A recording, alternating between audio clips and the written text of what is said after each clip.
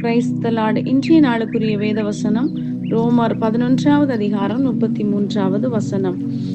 தேவனுடைய ஐஸ்வர்யம், ஞானம், அறிவு என்பவைகளின் ஆழம் எவ்வளவாய் இருக்கிறது! அவருடைய நியாய தீர்ப்புகள் அளவிடப்படாதவைகள், அவருடைய வழிகள் ஆராயப்படாதவைகள். அன்புக்குரியவர்களே, கத்த தந்த நல்ல வசனத்திற்காய் நன்றி செலுத்துவோம். தர்மையான கால வேளையிலும் கூட உங்களை இயேசு கிறிஸ்துவின் இனிய நாமத்தில் உங்களை வாழ்த்துகிறேன்.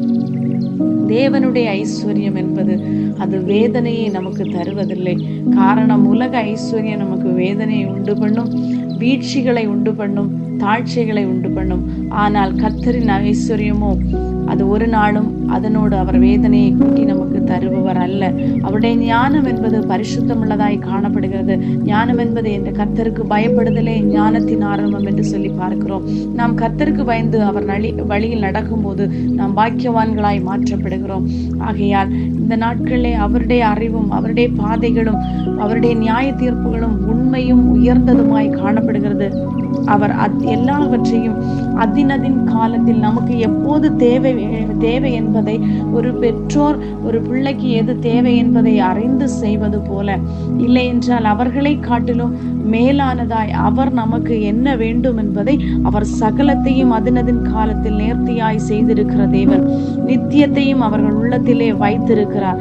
அதனால் தேவன் அவர் ஆதியும் அந்தமுமானவர். He is the beginning and he is the end. அதற்கு மேல வேற எதுவுமே இல்லை. அவரே துவக்கமும் அவரே முடிவுமாய் இருக்கிறார்.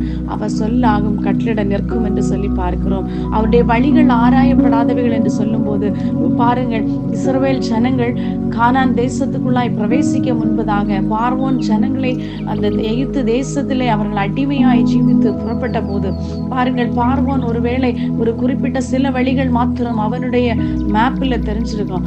ஆனா கர்த்தருடைய வழிகள் அறியப்படாதவைகள். பாருங்கள், செங்கடலிலே அவர் வழியை பிளந்து அவர் வெட்டான் தரையாக்கி நம்முடைய இஸ்ரவேல் ஜனங்களை வழி நடத்தின தேவன். அப்படியான அவருடைய வழிகள் நம்முடைய வழிகள் அல்ல. கர்த்தருடைய வழிகள் நம்மளுடைய ஓரோ சிந்தனைகளை காட்டிலும் அவருடைய வழிகள் உயர்ந்தவைகள். அவருடைய நினைவுகள் நம்மளை உயர்ந்ததாய் நோக்குகிறது.